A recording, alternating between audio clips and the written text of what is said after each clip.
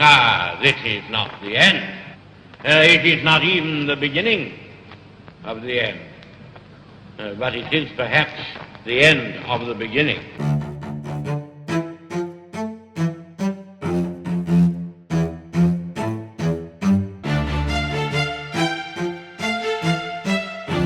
Hello, welcome to the International Churchill Society's podcast, The End of the Beginning.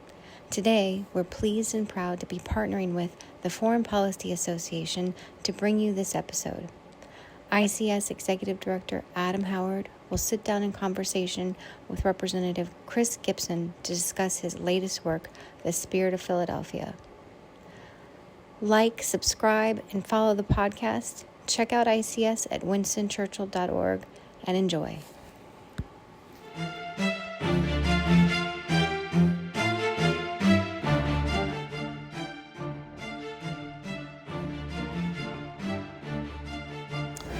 Thanks, everybody, and good evening. It's a pleasure to welcome you to the National Churchill Leadership Center here at George Washington University for tonight's conversation with Representative Chris Gibson. This event is especially meaningful because it's the first of what I hope will be many of co-sponsored programs between the Foreign Policy Association and the International Churchill Society. This is a personally important thing for me because I actually was an intern with the Foreign Policy Association back when I was just a 23-year-old graduate student. And I want to thank the association's CEO, Noel Latif. I also want to thank their Director of Studies, Peter Scaturo, for working with me and also with our Deputy, Angela Ostrom, with the International Churchill Society. Our guest this evening, again, Representative Chris Gibson, is a Churchill fan, but our conversation will focus not on Churchill himself, but on the values of constitutional democracy, public service, and international engagement that Churchill championed, and that closely align with the mission of the Foreign Policy Association. So I'm very pleased to welcome him, and he brings this discussion a really unusual blend of scholarship, public service, and practical experience. He's a retired U.S. Army colonel who served 7 tours, including 4 combat tours in Iraq, as well as deployments in Kosovo, the American Southwest, and Haiti after the 2010 earthquake. He went on to represent my home state of New York in the U.S. House of Representatives from 2011 to 2017, where he focused on issues related to national security, as well as a pragmatic approach to governing and a commitment to civility and cross-party dialogue. These are themes, of course, that runs through the book we'll be discussing tonight. And at the same time, he's also a deeply engaged scholar. He holds a PhD in government from Cornell University, and he's continued to write and teach about American politics, constitutionalism, and foreign policy. He's published 3 books. Tonight, the one that he most recently published this year is The Spirit of Philadelphia, A Call to Recover the Founding Principles, which will frame our discussion this evening. Following his time in Congress, he wasn't done. He continued his commitment to public service and higher education, where he served as president of Siena College from 2020 to 2023. He is that rare citizen, soldier, and scholar. And in another example of what I think is both personal sacrifice and commitment, he is, like me, a long-suffering New York Mets fan, which proves his capacity for that hope knows no bounds. So please join me in welcoming Representative Chris Gibson. I'll be asking him the questions for the first 40 minutes, but in the spirit of democracy, per our book tonight, we'll turn it over to the audience to ask questions. So with that, I want to start. When in your book, you call for a return to the nation's founding principles, revive the spirit of Philadelphia. I'm very interested in the practical. What are the practical steps that leaders and citizens can take to recapture that spirit when we have this really polarized climate that you talk about, especially in a world of social media, which seems to have really exacerbated the polarization? Yeah, so first of all, thank you. Thank you so much for this opportunity. I greatly appreciate Churchill Society, Foreign Policy Association, and this opportunity to engage. And look, when you have the subtitle of your book called, A Call to Recover Founding Principles, I need to make a clarification here, because this is not about going backwards. That's a fiction. You can never go backwards. But what you can do is go forward with the right principles. And certainly our founders were fallible. They were not perfect men, and not by a long stretch, but what they did was especially helpful towards framing a society that could flourish and could improve itself over time. And I think that has a lot to do with why we've had scores of countries since that time actually adopt, either in total or in parts, our Constitution. practically, among all the principles here, what I think we most miss is the spirit that was actually an unexpected gift of the Constitution. The spirit really was this coalescing energy that came from working together to accomplish a very difficult task. They had been trying to amend the Articles for years, unsuccessfully, in part because of the stipulations that were in the Articles that required 13 states, all states, not states then, well, yes, indeed, states. They'd moved from colonies to states, but all of them had to agree, or else you kept the status quo. So when they gathered in Philadelphia, they actually knew that the first thing they had to do was put more power in the national government, and then they had to find a way to check it. This is why Madison's quote on that is so resonating. But to accomplish this, what we end up seeing is a compromise approach given to us by Roger Sherman of Connecticut. And I think that not only in the way he communicated that, which was actually going to broker the differences between the Virginia plan offered by Randolph and the New Jersey plan offered by Patterson. And one was favoring large states, one small states. But Sherman comes and says, look, there's an opportunity here if we do a bicameral legislature, not unprecedented in the history of the world, and we allow for the organization of both legislatures to match these principles. So nobody's getting everything they want, but both sides in this case are getting something very important to them, at least in one chamber. They decide to go for it, I believe, in part my research points to the fact that among all the things, they also didn't want to let the leader of this new Constitution down, this new Constitutional Convention. That was George Washington, who had been back on the farm since the end of the war. And they really felt like they needed to find a way to come together. But when they did come together, it changed the atmosphere at the convention. What seemed to be insurmountable now became, they could tackle it. For example, the executive, what to do about the executive. I mean, they didn't even want to talk about that when they first got to Philadelphia because there were so many delegates concerned they didn't want to have another king. When they actually came together on Article 1, they actually got through Article 2 without a major, misstep. There were some colorful debates that went on in the process, but they rather quickly approved Article 2 as well. That's what we miss today, is that spirit that came from actually working together to accomplish a task, changed the atmosphere that made the impossible look possible. And, over time, what we've done, without malice, by the way, is we have dropped the idea of separation of powers and checks and balances. We've largely taken them down in the name of efficiency. This was not like this wasn't done to, as I've heard occasionally on the book tour, with an intent to destroy our country. It was actually just the opposite, to do better, to do more for more people. This actually came in the late 19th century. But when we did that, all ideas have consequences. And when we started to adopt some of these newer ideas coming by way of Europe, and we de-emphasized the requirement to do the laborious and difficult work of compromising by actually giving us an executive who, over time, the last 125 years, we have accumulated and put so much power in the office of the presidency now that we often, in fact, most often, do political change by fiat, by executive orders and actions and bureaucratic rulemaking under the executive's guidance, that we actually rob ourselves of the requirement to work together. So a practical solution, what we can do is Congress needs to recapture their essence of what they were supposed to be doing for us. And it was not a heist in that case either. Congress pushed off a lot of these responsibilities onto the executive because it meant they didn't have to take as many hard votes, which could cause them to lose. We can't allow that to continue. What I argue in the book for these practical solutions to help us to recover these principles and therefore reawaken the spirit is like sunsetting some of these emergency clause for the presidency.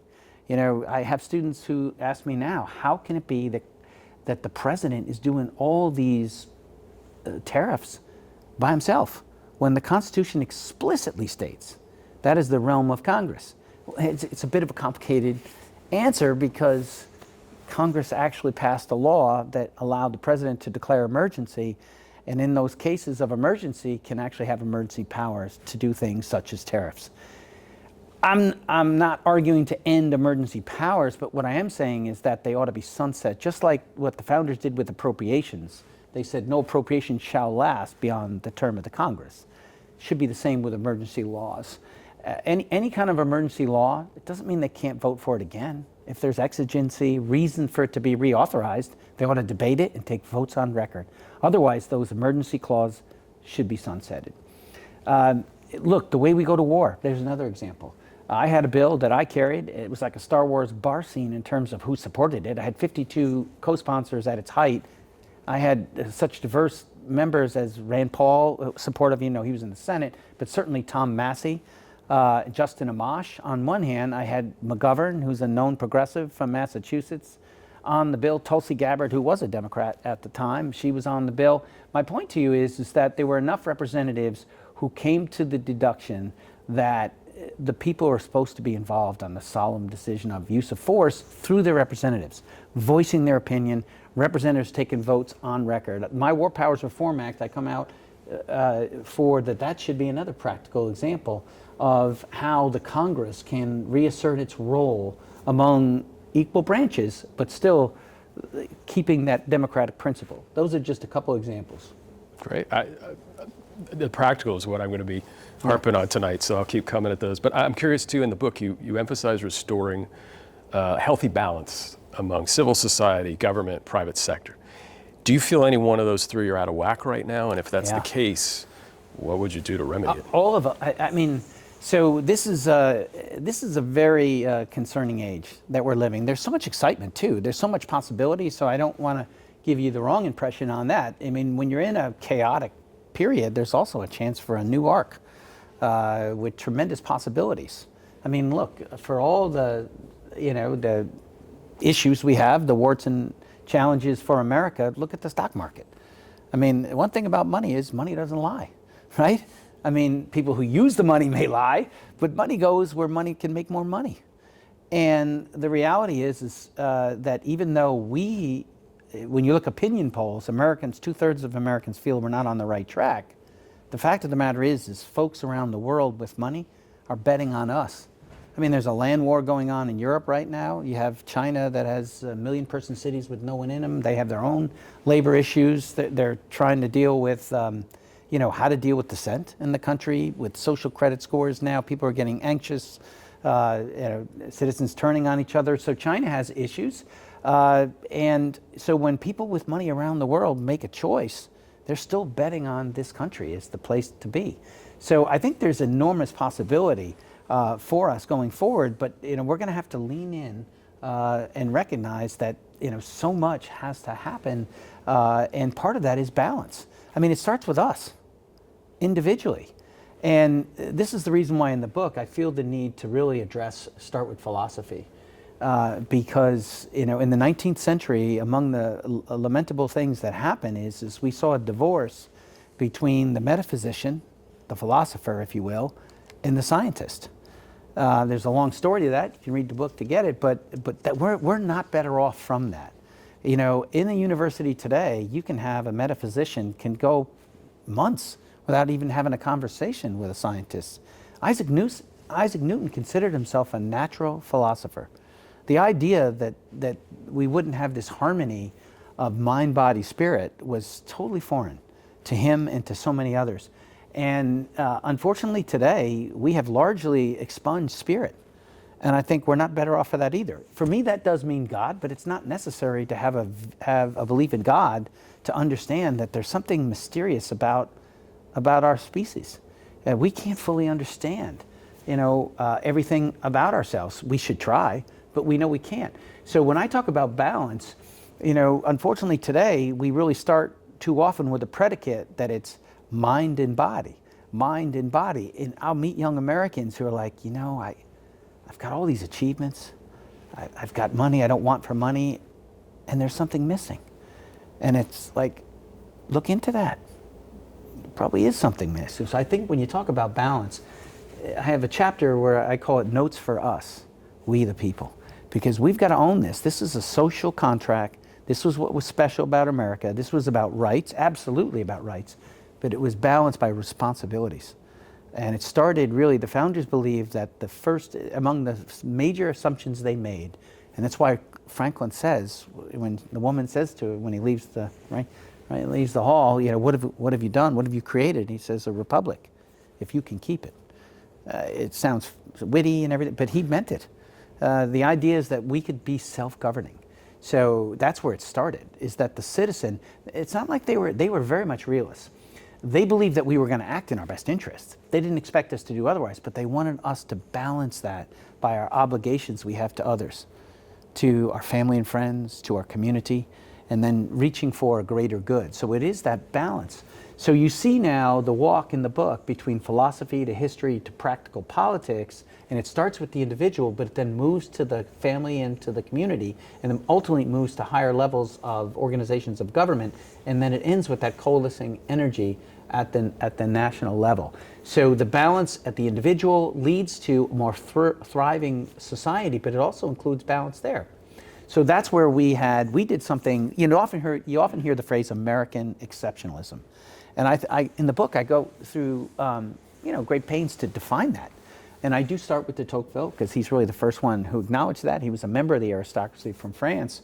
But what he was struck by is that when he went to some communities, when there were major issues, the people in our country didn't turn to a national government, not even really to a state government.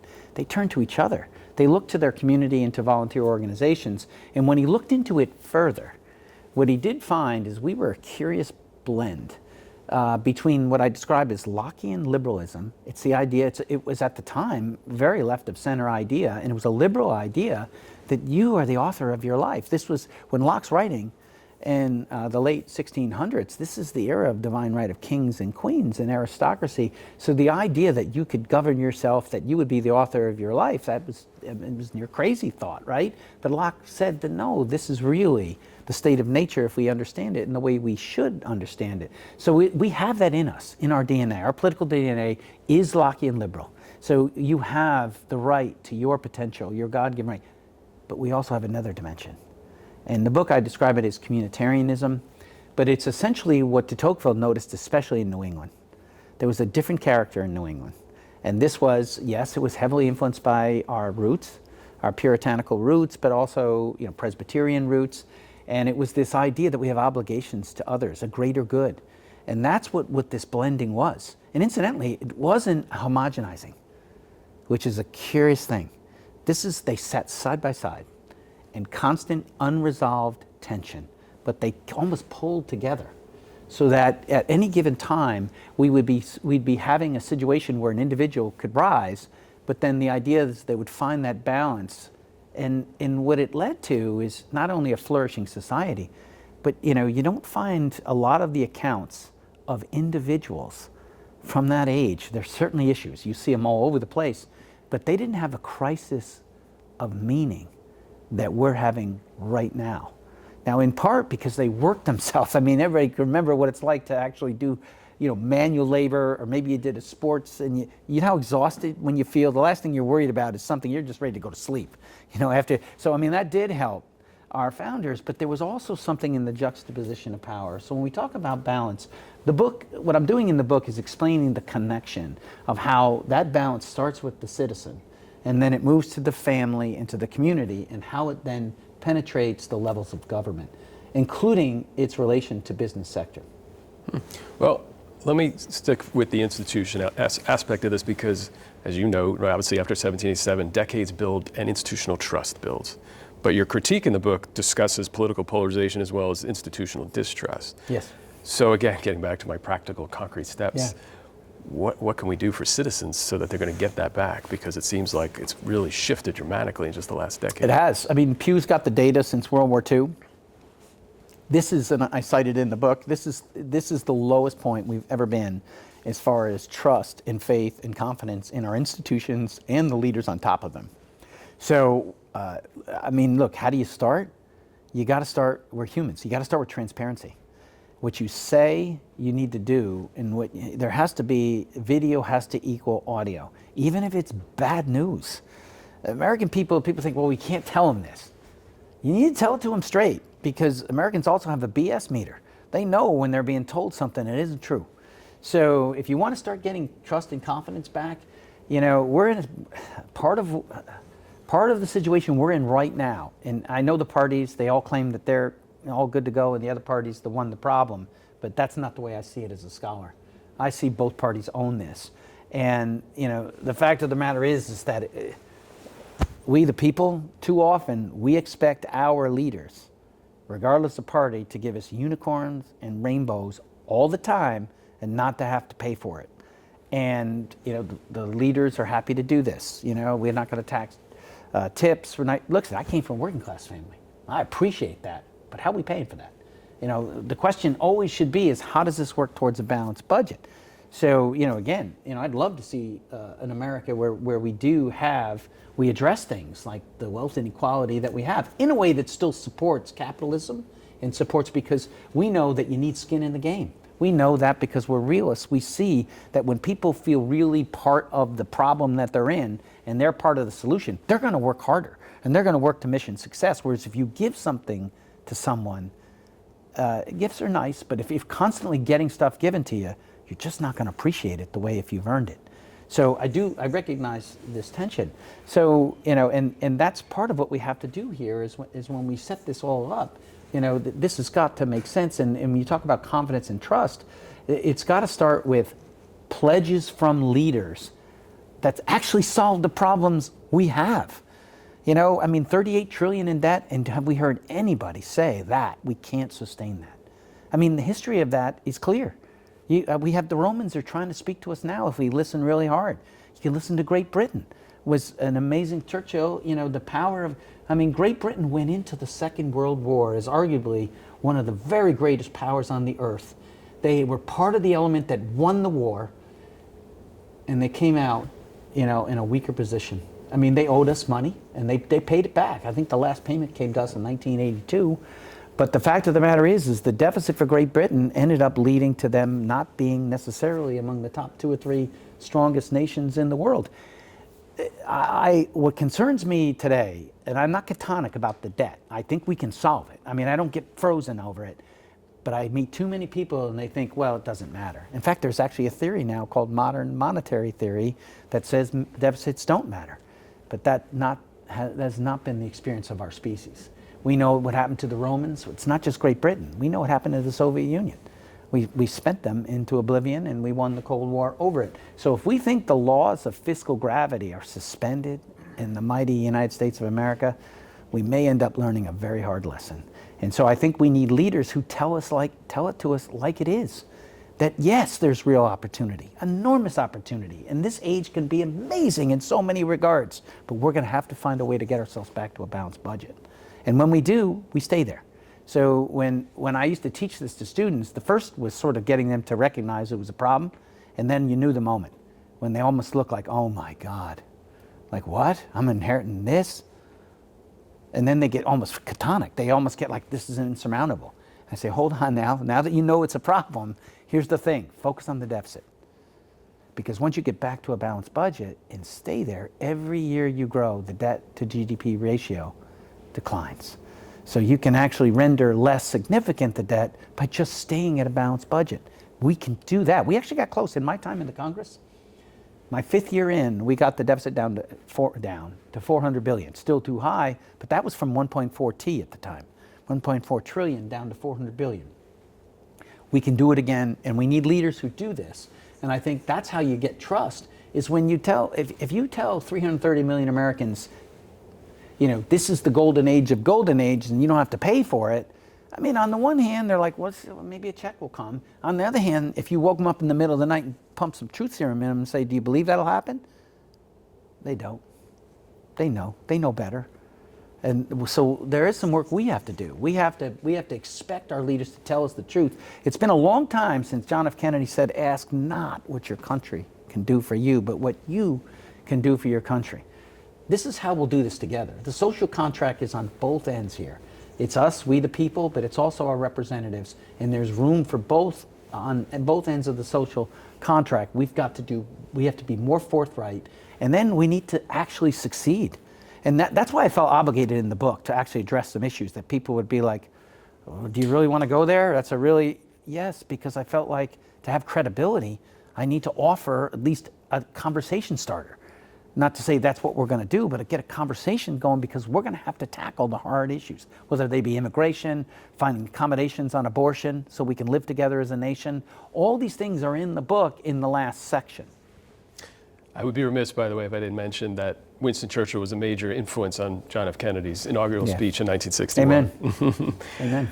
So one of the things I mentioned earlier when I was introducing you was, you worked across party lines, and yet, as your critique points out, we are in a far more partisan world than we were then. Yeah. And even that, for me, was more partisan than it was when I was younger.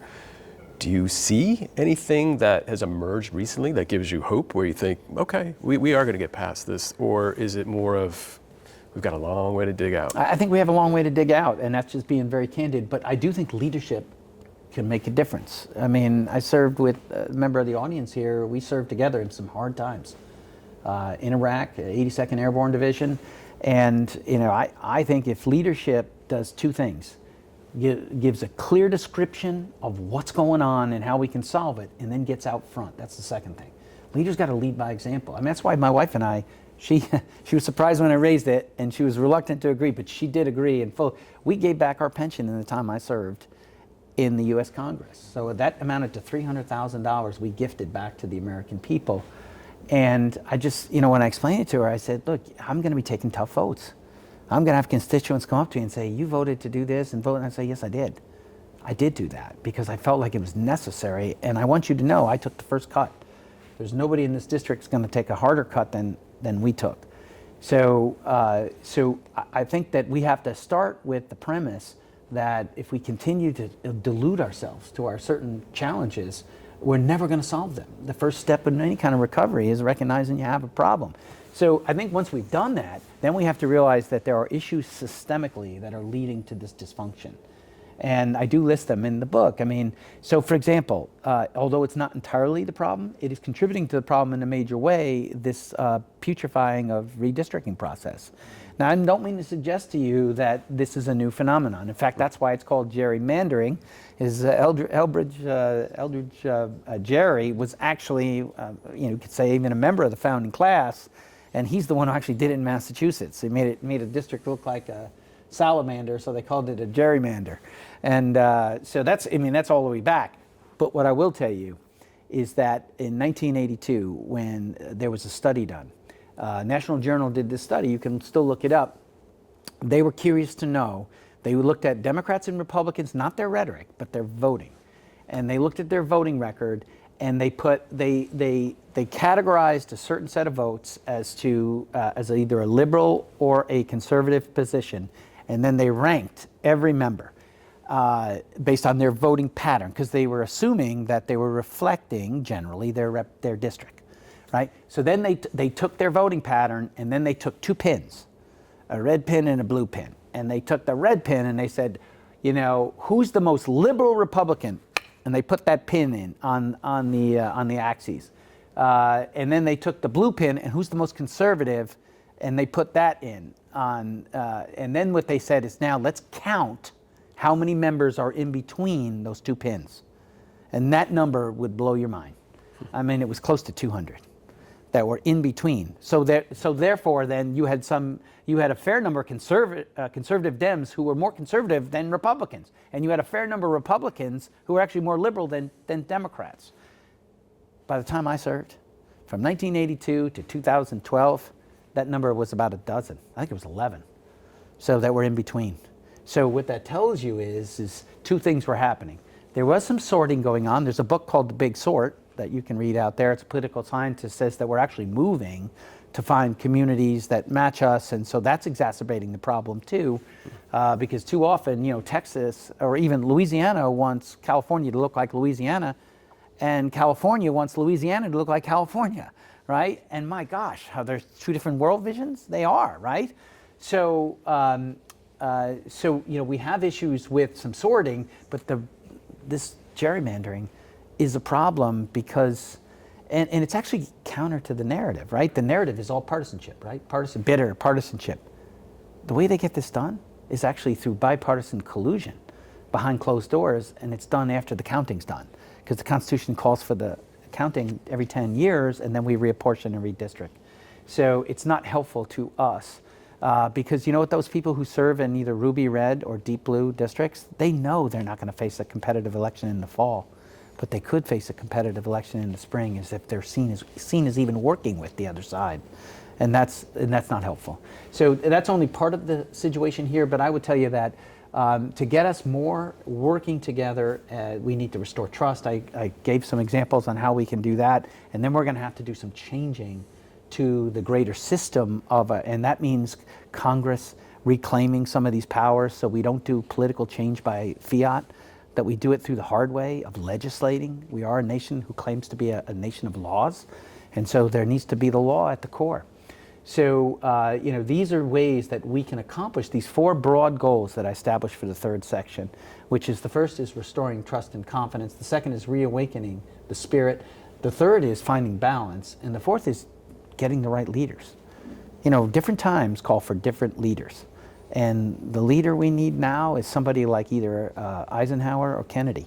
We need somebody who came out of the ethos of serving others, so that we can recover that voice, that communitarian voice, to balance the Lockean liberalism. We need that voice. One of the things you talk about in the book is revitalizing citizenship education, getting Americans back into history of ideas as part of their education. I think this would address some of the issues you brought up. But I'm curious to hear, what's that going to look like in practice? How does that come to be? It's a great thing to say, but who's spending the money to pay for potential educational programs, or is this something more of you have practical steps that you could do with the internet that don't cost anything? Well, you can do all of that, but it really just starts with a mindset at the outset. The founders actually were, interestingly enough, on the issue of education. When you say education today, immediately it conjures up images in our heads, right? We often think of like the teachers union versus people who think that that's not the right direction. We have these images.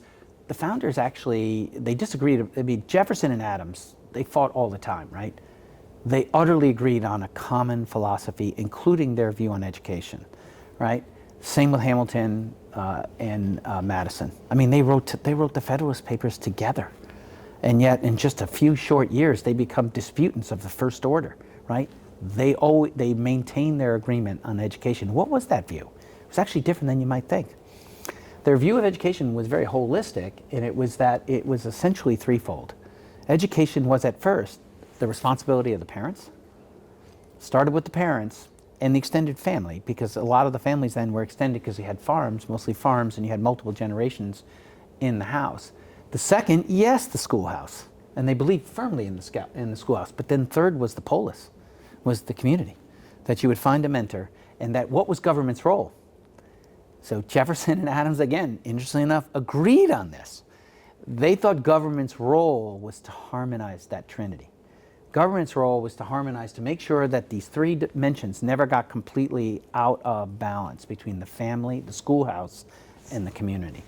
And that's a helpful situation to have when today we seem to immediately march off in different directions when it comes to education. So yes, the internet can be helpful in ways, but it starts with a mindset that recognizing that as humans, we're always a project in work.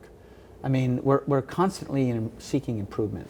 And so it starts with a love of lifelong learning and just a curiosity about everything. A curiosity about our own soul, a curiosity about existence, about how our 5 senses work and what we learn from those 5 senses. It's a mindset in that way. And then it is humbling. When you read my book, you see me, I'm constantly emphasizing the classics, and it looks like I'm just like some advocate for dead white guys or something like that. That misses the point. I mean, the classics are not dead. In fact, they won't leave us alone. I mean, every day we learn something again, and that's been part of our human story is, my gosh, how do we have to learn that lesson again? We're in a moment that some people think is a lot like 100 years ago. And so, I mean, we can take a look at, and that's really this mindset, which is humbling. It's this idea that I think I can learn something from people who are senior to me, even younger than me, and I can certainly learn from humans who went before me. And that's why I have a commitment to history and the classics, is because as Matthew Arnold, who actually ironically was one of our biggest critics, cultural critics. He had some things to say that if I lived in his time, I'd want to debate him. But he did say this about us. He did say that he thought that Americans solved the political problem, at least at the time as he saw it, because we founded a form of government that matched who we were. And he really gave us credit for that. But the thing about Arnold is he was always talking about what we can learn from history. He said that the classics, really the way to think about it, is the best that humans have said and done. And what I just add to that in the book, I say, yes, it's the best we've said and done, but it's also the worst we've said and done. Because we'd like to not only avoid those kind of mistakes in the future, but we'd like to seize opportunities. I was sometimes asked when I was a commander in the military, what's the difference between a good commander and a great commander? It's a great question. And it's not an easily answered question, but I said, look, oftentimes good commanders, you'll see them, they're problem solvers. They can always find a way, we got to problem solve it. I said, the difference between good and great is a great commander, yes, solves problems, but seizes opportunities when other commanders don't see them or maybe see them and don't have the audacity to act on them. It's not a license to be reckless. It's about judgment. It's about looking at the horizon, looking at the landscape and saying, I think we can get here. And that's a reach. That's beyond your grasp, right? It's a reach. That's the difference between a good and great. And I think that when you talk about education, this is what we want to instill in young Americans, is a love of life, a love of learning, a love of curiosity, right? And if we do that, then we're going to see in that process that there's a reason why the founders did what they did. They started from the assumption that we're conflicted as a species.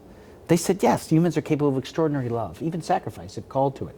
But if we're being brutally honest about ourselves, every one of us have in us angels that we don't want to call up, that we would even admit isn't a good reflection of us on our best day, but it's in us. We can be summoned by rage and anger and fear, and that seldom leads to something that we're really proud of. And the founders really wanted us to sort of take a step back when those moments happen, and that's also what they were expecting of representatives, that our representatives would help us refine and enlarge our views so that we didn't knee-jerk to what the economists call the tragedy of the commons, constantly moving towards our short and near-term interests and not thinking about the long-term or the greater good. It's funny, you've referenced in the course of this conversation some of the great founding fathers, you've mentioned Enlightenment thinkers, in the book you go even further back. I'm curious, in your vision of civic renewal, you had to pick one.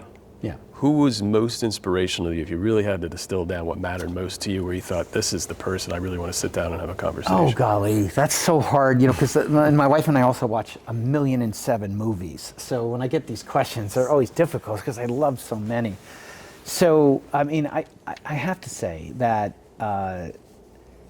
if there's a figure that I would want you to study, yes, of course I would point to a number of these founders. Of course, Madison's underrated, frankly. It's amazing we don't really celebrate him because our backs were up against it. We were close to failing.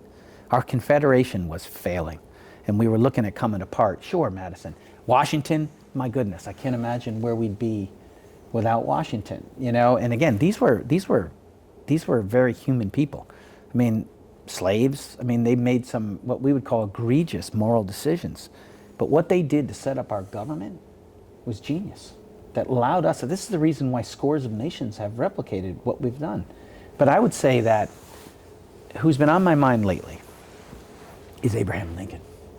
Is Abraham Lincoln, because he was serving at such a tenuous time for our nation, and he led our nation through some of the darkest days that we ever experienced, not only in war, civil war, but also looking like we were going to fail. And the worst of us was coming out. Not just in the combat, and absolutely in the combat, but also even what happened in New York City when we went to go get more people to fight. We had riots there. There were atrocities that happened on both the government end and on the citizen end. So this was not our best time. We didn't reflect our best image of ourselves. Lincoln had a vision for our nation, and he was persistent. And I would say that I would love for Americans to just spend some time. In fact, you could read Oates' book, With Malice Towards None, and just contemplate how a human who was he was essentially autodidactic, I think he had a total of 5 or 6 weeks of formal schooling his entire life. That's it. He grew up dirt poor, Kentucky and Indiana, but he had a curiosity, and he was a voracious reader. And even though he had struggles with depression, and I mean major struggles with depression, and actually stimuli in his life that would give you cause for depression, the loss of children, it's just terrible tragedies, his mother dying at an early age. This is a guy who somehow had the wherewithal within to find a balance between what the founders would call Lockean liberalism and communitarianism. And what he offered for our nation is he wanted us to finally live up to the founders' intent of getting rid of slavery, because actually the founders thought they had solved it. They actually thought we were on our path to get rid of slavery, and we weren't. They got that wrong. They thought that what they put with the stipulation on 1808 with the Northwest Ordinances, they put it on a path towards eventual extinction. Lincoln wanted us to actually fulfill that, to end this abomination of slavery, but he wanted to do it in a way that kept the Union together. And he was always thinking about the greater good that went in this. And I think that the fact that he withstood the hardest of times should give us inspiration right now, when people are ready to throw their hands up saying, I don't know where we go now. I don't know what we do next. Well, as bad as it is, imagine what he was staring at. And keep in mind, it wasn't like, yes, there were so many things that were a long time coming, but I'll just tell you, in 1860, I mean, the leaders of the Confederacy were still serving this nation. I mean, Jefferson Davis, these guys were secretaries of war. Some of them were senators. Colonel Robert E. Lee, he was a colonel in the U.S. Army until the war started. So, I mean, it wasn't like there was this divide that had come 5 years No, we were that exceptional nation until we weren't, until we were torn asunder. That's an important point to make, because I often get people who want to get me into these debates and talk about, the South was its own thing by then. Well, it was certainly political issues, there's no question. I mean, all these attempts at compromise had failed. Missouri Compromise of 1850, 1854, Kansas-Nebraska Act, I don't deny any of that. What I am saying is I was struck by how many of the leaders of the Confederacy that were holding positions of authority under oath for us within the last year before we actually went to blows with each other. So that story of Lincoln, I think, is instructive for us. I think this guy found the wherewithal, and they tried. There was a movement to dump him. Your history books, you don't really get this, but I mean, in 1864, even though we had won, we believed we had won the Battle of Gettysburg, we captured Vicksburg. This is all in July of 1863. Politically, we were still in the wilderness. I mean, in 1864, the Republican Party was considering dumping Lincoln in the summer because they wanted the war ended. We were considering, very seriously considering, asking for terms with the South that they get to keep their slaves and we would just coexist. And Lincoln ultimately even wrote a letter, put it in his desk, slept on it, woke up and said no, tore it up, and he stayed the course. That's how close this was. If Lincoln could find that courage and that vision, we can do this. This is not as hard as it was then. Maybe that's a technique we should be teaching other politicians. He would always write letters in his frustration, his anger, put them away and never use them. By the way, Eisenhower did that too. It's so interesting. Yeah. I'm making... So I have a question for you regarding your work to reform the War Powers Act. Yeah. You mentioned that you were able to put together this lovely bipartisan group of senators and congressmen who were willing to support that. I guess it's sort of a two-part question. First, what about your proposed changes to the War Powers Act do you think resulted in this cross-lines communication? But beyond that, are there other policy areas that you see where a similar nexus can be reached and a similar sort of intersection of interests and identities can be reached? Yeah, okay, great question. So first of all, I take on what I claim is a misnomer, and that is in this modern age, that we need a president to have the singular authority because we have to be able to move fast. I don't agree. even though I respect people who have that point of view, and I'm happy to debate the issue. And I say I don't agree for a number of reasons. Number one, the Constitution it says that imminent danger. So imminent danger, not only can the president act, like say, for example, if there's no declared war and there's a perception of an incoming missile. The Constitution actually provides, that's imminent danger. It's coming, right? It not only provides for the president to take action, it actually provides for states. States can actually respond to a coming attack. They don't need national authority to do it. That's already explicitly in the Constitution. So then some would argue then, well, then maybe we're just in a new age where Congress shouldn't even debate and take votes on record if we're going to use force. Absolutely disagree with that. I think that absent of an attack on our nation, like what happened on December 7th, 1941, or an imminent threat of an attack, absent of those two circumstances, which, by the way, I write into the War Powers Reform Act. I do acknowledge those. But absent of those two circumstances, the president should always get an authorization or a declaration from the people's representatives before taking action. It's as much of a commitment to the social contract as it is anything else. It's a recognition that there should be an opportunity for the American people to weigh in, for the representatives to listen to them, to take votes on record so we know where everybody stands on this. And that's actually going to knit us together, that if we end up having to fight a long war, we will, because we have an issue with long wars. I think we all know that. I mean, if we've taken a vote on record, we've all taken that vote on record. Doesn't mean we can't change our mind on something.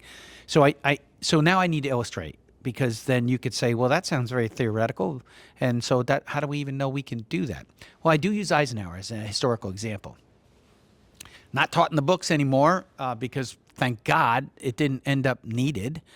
But in the late 1950s, Eisenhower was concerned about developments with regard to Taiwan and China. And in particular, there were two islands, Claymore and Matsu.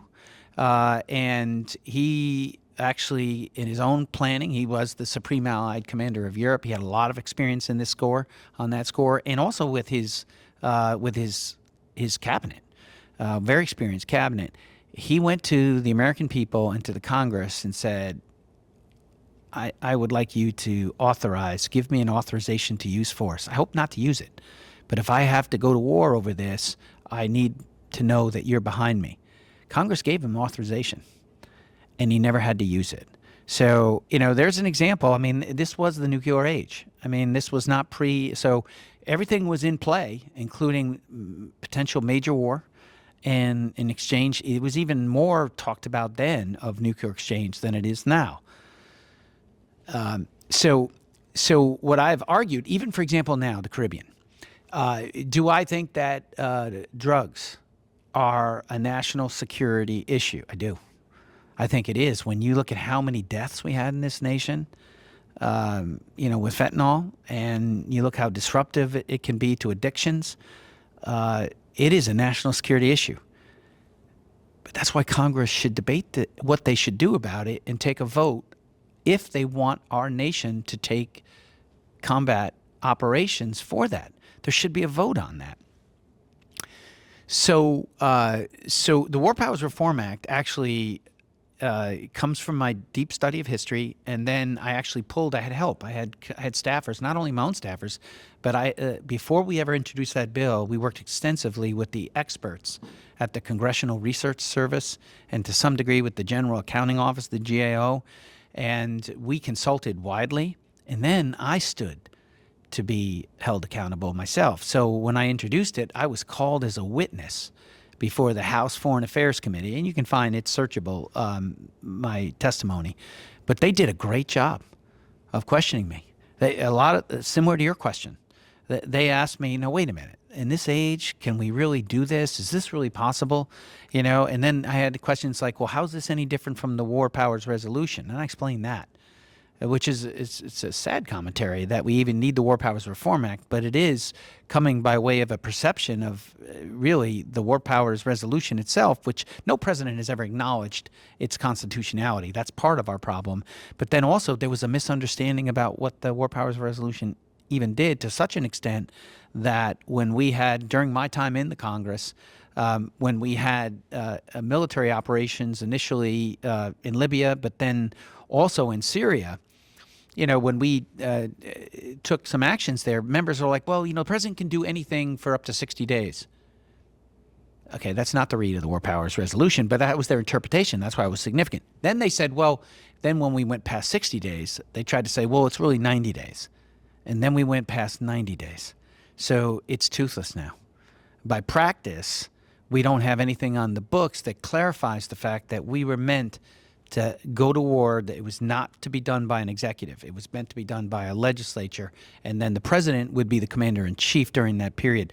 I still believe this is possible because, again, you have the carve-outs for an attack, like what happened on Pearl Harbor, and you have the carve-out for an imminent threat of attack. And then beyond that, we need to work together. So then after having done that testimony, of course, members are aware of what's happening in various committees.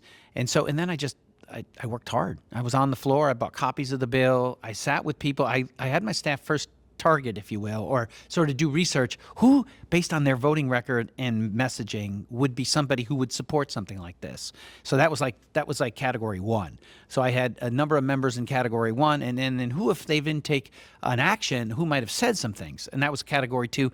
And then I would just go work the floor.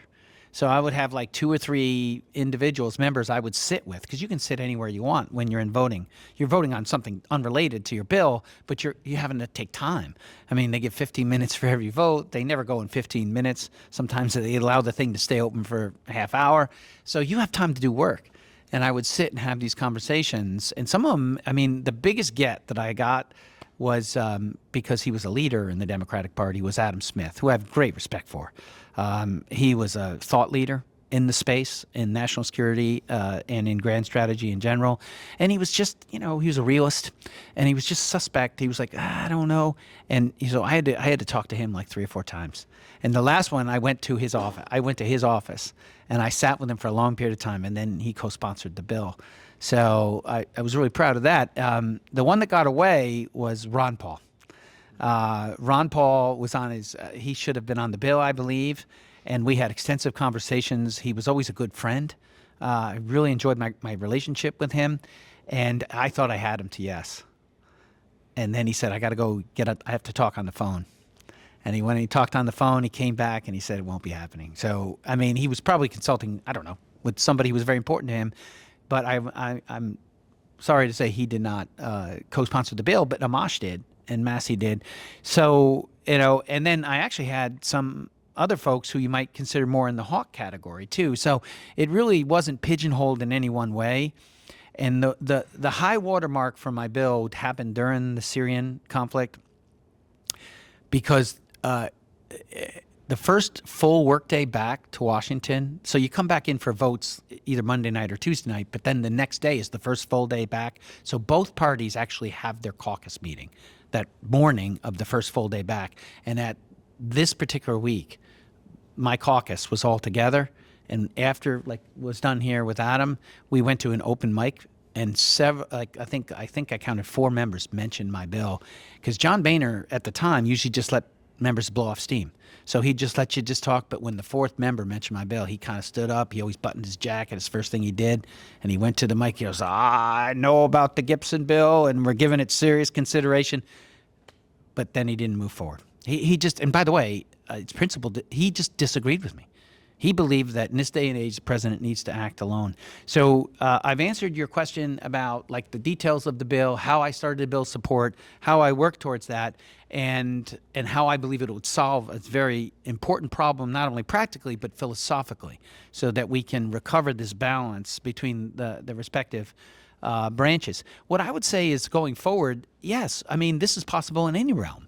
You could talk about farm bill. I mean, you could talk about technology, AI, and, the founders intended for the Congress to be a deliberative body, which means that they did expect our leaders to read and to think and to debate and I still believe in that process. I mean, I think that this is all in play. And unfortunately, when you see an executive order, it looks simpler because one person can stand up. They don't have to worry about getting a majority, and they can just express something and say, now it's done. I actually think that that's not helpful to us because what we've seen in experience is it tears us apart. Generally, when that happens, one side of the aisle stands up and says, that's the best thing I've ever heard. And the other side says it's the worst thing, and they say it's unconstitutional, regardless of party.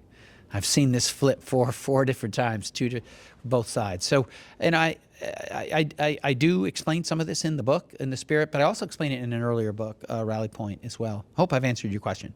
Yes, thank you very much. That leads into my question. You were mentioning gerrymandering and the idea of someone that could be a convener, that could bring people together. You know, we think about Churchill has been in both parties, maybe not comparable to America, but I think of what Governor Kasich had done in Ohio, gotten really close, I think, to a different kind of redistricting proposals that in a state that has really had at the time both sides of the aisle that could come together and convene a discussion about gerrymandering. Where do you see, is there a possibility to change the way our congressional districts are constructed to create an atmosphere where there would be less partisanship, or what are the path forward there? Okay, so there's more than one. I think one way would be referent. So as humans, we tend to look for somebody who's been successful, and then if that person leads, people will follow. So that would not require a change in the Constitution. That would just be a state that really seems to solve something, solve a problem. In this case, the problem of how best to work districts, right? So I don't rule that out, that could happen if you had, particularly, occasionally you'll see these left-right folks get on TV.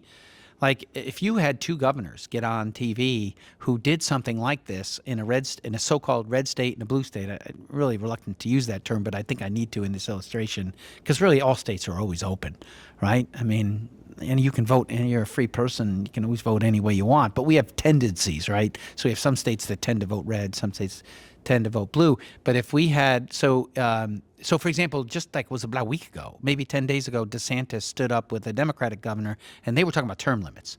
So, and they made this case that that's something Florida's going to do. So then that could actually be one path to get to a better situation with redistricting. There's also another way. We could do an amendment to the Constitution, because right now the Constitution is very clear that the states shall have the authority to do their elections. So if Congress, they could try a law. They could try a law because Congress also has some authorization in the Constitution as well. It said, Congress can clarify and set dates, because not widely known is elections at the outside of our country, they weren't really on one day.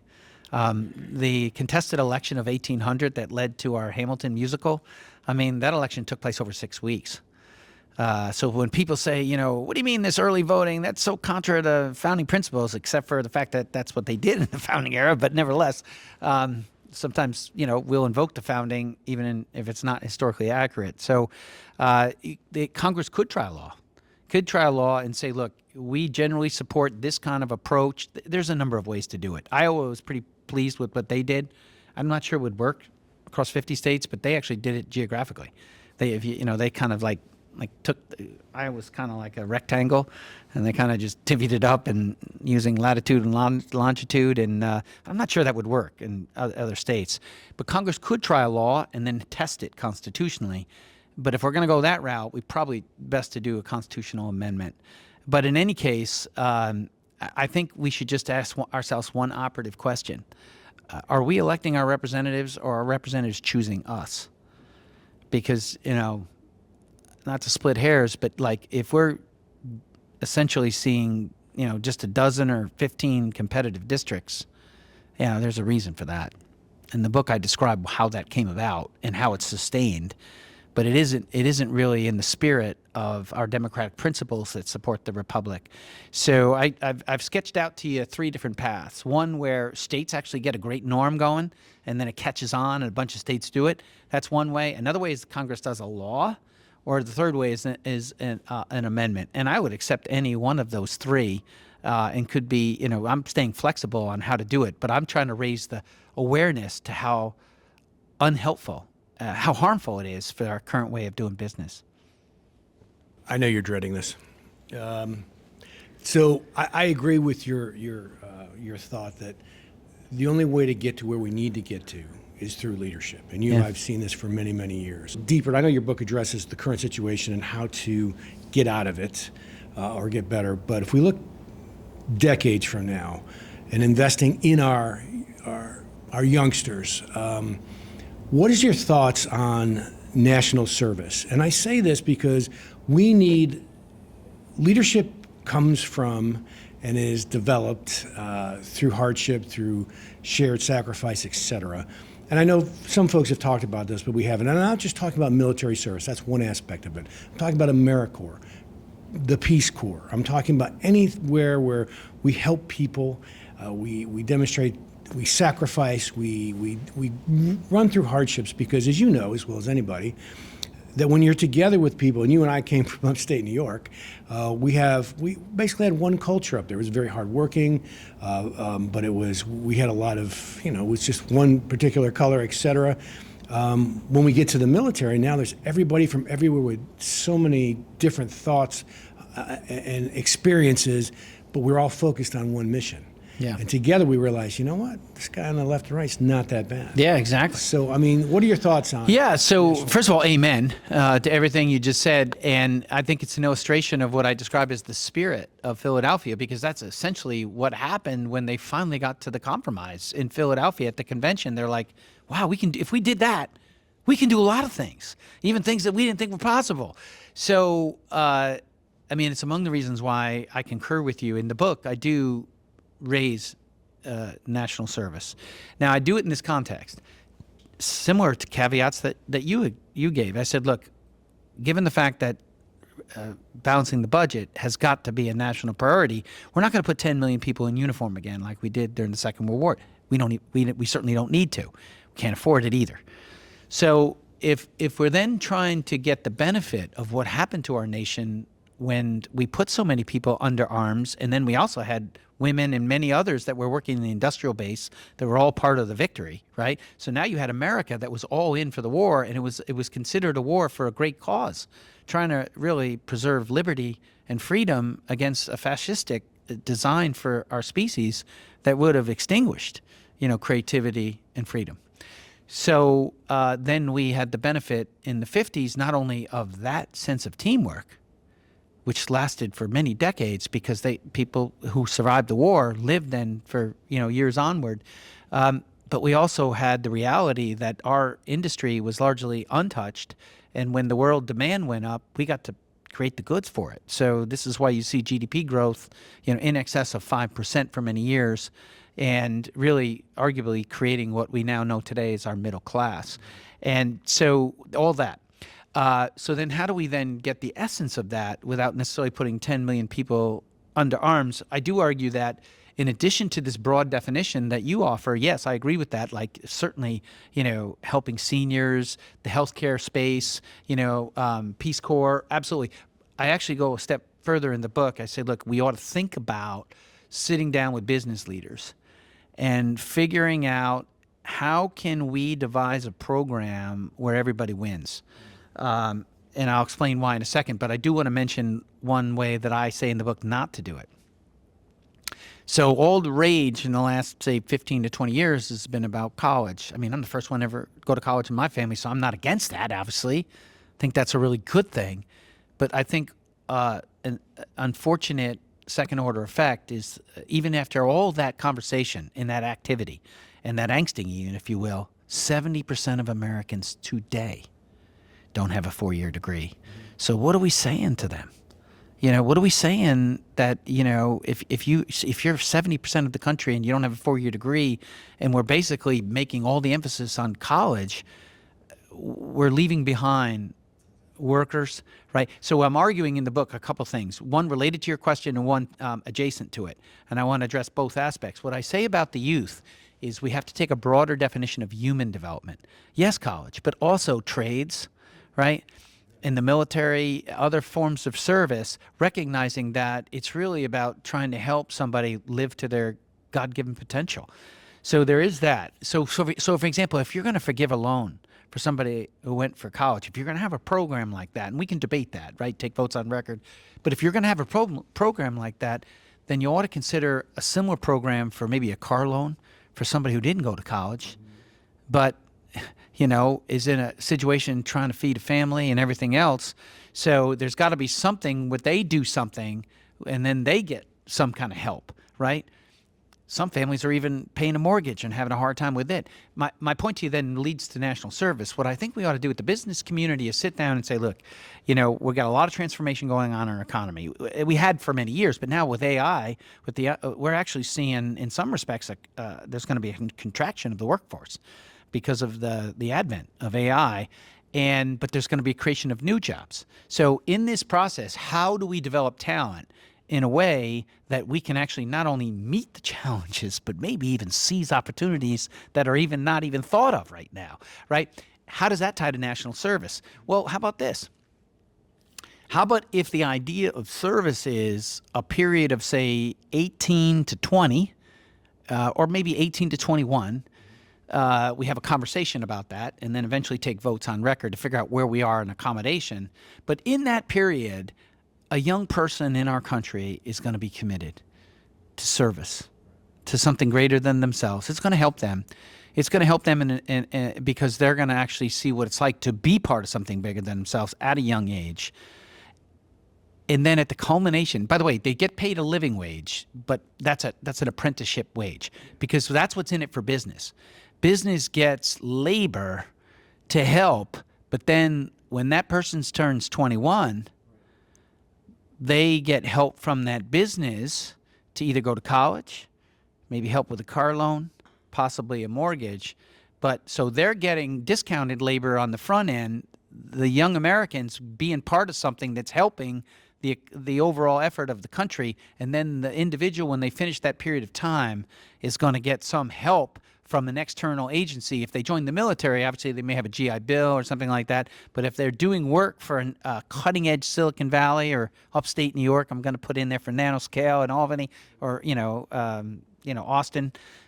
If they're doing work for them, that they're going to invest in the human, broadly defined. By the way, the company may find that they've engendered loyalty. So that person may not only go to college, but stay with the company, may work part-time with the company, and may end up, being the equivalent of a 4-star for that company, a CEO, COO in the years to come. So what I'm proposing in the book is, like you did in your question, is a broader way to, well, first of all, recognition that there have been moments in our history, again, going back to history, where we've actually benefited from this sense of spirit and this sense of national community. But then looking at ways that we can facilitate it in a period that's different from one that we left World War II. Yeah. Well, I think democracy has been served because those are 3 really substantive quality questions. Great questions. So thank you, everyone. I want to thank Representative Gibson for a really great discussion. I think Churchill would agree with you, with your view that pragmatism, civility, dialogue across party lines and ideological lines are imperative if we're going to work toward committing ourselves to the common good. Absolutely. And, I mentioned Lincoln earlier as somebody who stood through the hardest of times. I think we can all agree same was for Churchill. And I think our species is grateful that Winston Churchill was born and rose to that position, or else, again, we may have had a situation. I actually argue that we would have had another dark age. Had the fascist design prevailed, it would have impacted a long period of time, and it would have set our species back. And fortunately, that was not our history. And because of leaders that made a difference, Winston Churchill, for sure, Abraham Lincoln, and there are other examples. And certainly, even as Ronald Reagan said in one of his inaugural addresses, many heroes that were unsung. Both in the Second World War, he went to Pointe du Hoc. And he talked about, the folks that went up that incredible piece of terrain. And then even work for us every day doing the work of the industrial base that keeps our country strong. So, yeah, I mean, this is a call for civic renewal. this book, The Spirit of Philadelphia, The Spirit of Philadelphia, it's an acknowledgement of the tough moment we're in. Absolutely. I'm not gilding it. I'm not looking past it. But I'm also saying that we absolutely have it within us to fix this and to go forward and actually have our best days yet. There's one comforting thing about history. Historians, we like to say, there are always precedents to look back on. There's nothing unprecedented, and there are opportunities to apply and learn from those elements of history, those episodes of history that can give us a path, or at least a sense of a path. So my gratitude to both the Churchill Society and the Foreign Policy Association. Thank you for being part of the solution. Thank you. Appreciate it. Thank you. And for those of you both from the Foreign Policy Association audience and the International Churchill Society audience, we encourage you to look at other programming like this on both of our websites, and hopefully we can keep bringing you programs just like this in the future. Thank you, everybody. Thank you. Thank you. We hope you enjoyed this latest episode of The End of the Beginning. Thank you to the Foreign Policy Association for joining us and making this episode possible. Please like, subscribe, and follow the International Churchill Society's events at winstonchurchill.org. You can sign up for our newsletter and subscribe to The Finest Hour. Thank you, and we'll see you next time.